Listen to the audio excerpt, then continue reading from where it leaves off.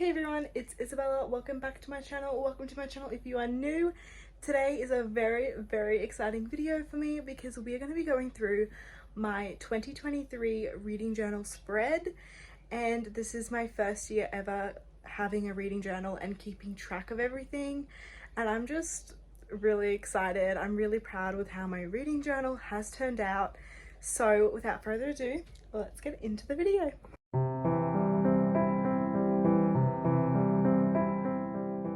This is what my reading journal looks like. It is the only reading journal that I could find that had dotted pages. I didn't want lines, and I didn't want like a journal that had nothing whatsoever, just like a blank page.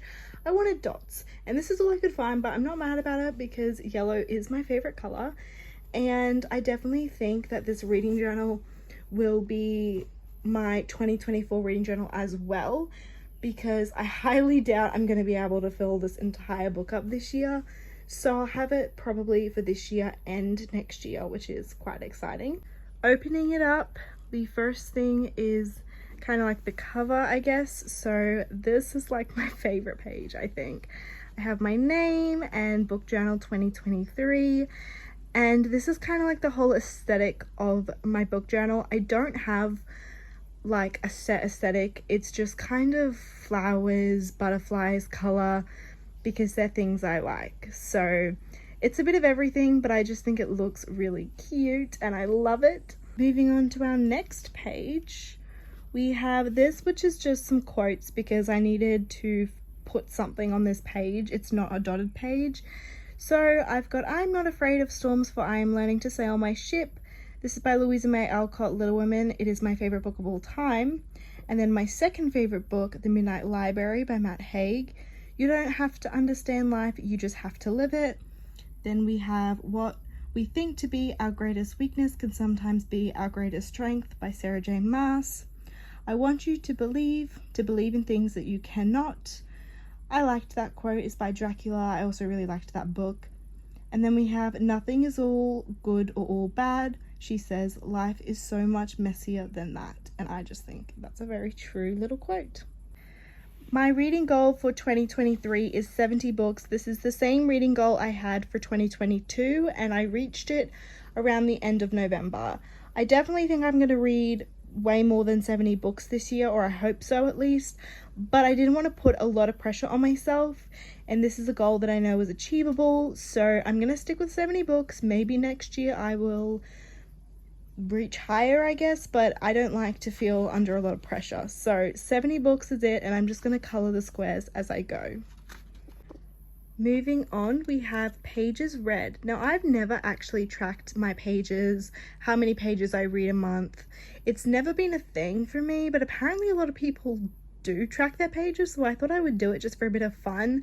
I'm not gonna lie, I am the type of person that can get intimidated by pages very easily. I don't even it's just anything over 500 pages to me is terrifying.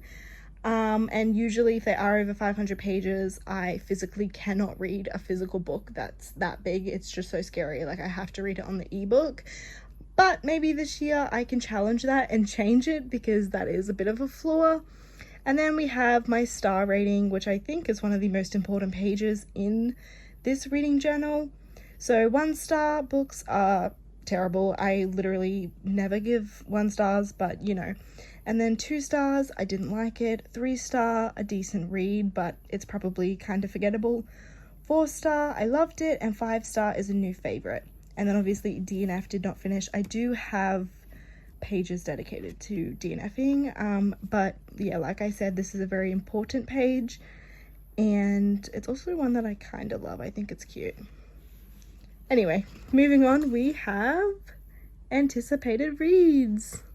These are books that I'm excited for. They are not books that are coming out in 2023. I didn't do that this year because my main goal is just to read the books I own or have on my Kindle. But I'll quickly go through these. So I have Frankenstein. This is the book that I want to read for October this year. Book Lovers, I have on my shelf. I'm just kind of nervous to read it. Shadowhunters, which I did write, but since writing it, I've actually decided I'm not going to read Shadowhunters because I read the first 3 books and they were good, but it's such a big series and I'm not like super invested, I guess. So we're gonna scrap that and pretend like I didn't write that. And then we have Better Than the Movies by Lynn Painter. I own this physically, and the Addicted series. Both are on my TBR cart. Throne of Glass series, which I'm debating whether I want to read that or not. Let me know if it's worth it. Harry Potter, which I have actually started. Weather Girl by Rachel Lynn Solomon. Cruel Prince series, and then Jade City. A lot of these are on my book cart, but I'm just excited to read them. Next, we have one page that I'm very excited to actually fill out, and that is my genre, because I'm usually someone that reads from pretty much every genre. My favorite is probably fantasy, but I do actually horror. Okay, I don't know. I'm reading a lot of horror recently and I'm actually loving it so much, but typically fantasy would be my genre. I'm excited to see where this is going to go. This is 70, so like my 70 books I want to read this year. I'm not sure if I'm going to add more squares if I read over 70 or not. I guess that'll depend when I reach 70 books. But nevertheless, I'm excited to see what genres I read from. I've never really thought about it, but I don't know, I do read a fair amount of different genres, so I think it's going to be quite colourful. Flipping it over, we have forms. Now, I didn't really know what to call this page, so that's why I kind of went with forms, but it's essentially what type of book I'm reading, whether it's physical, Kindle, or from my library. I just think this would be interesting to see because I am trying to read my physical books, but I did get a Kindle for Christmas, so you know, so far it's about 50-50.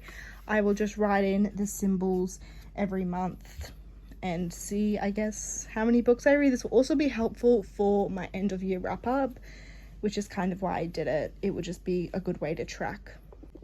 Now for this page, which is looking a bit bland, but I wanted to keep it simple and not complicate it. But this is books that are on my book cart. Now, I did post a YouTube video where I did like my most anticipated books that I wanted to read, and I put them on my book cart.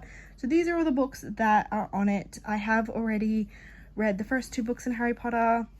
Yes, that happened. We're not gonna, well, we will talk about it. We'll talk about it in a wrap up, okay? I have my reasons, and this, that's a soft DNF. I'm not sure if it's worth continuing the series or not. I'm not the type of reader that wants to read 3-4 books before I get to a good one. That's just not for me.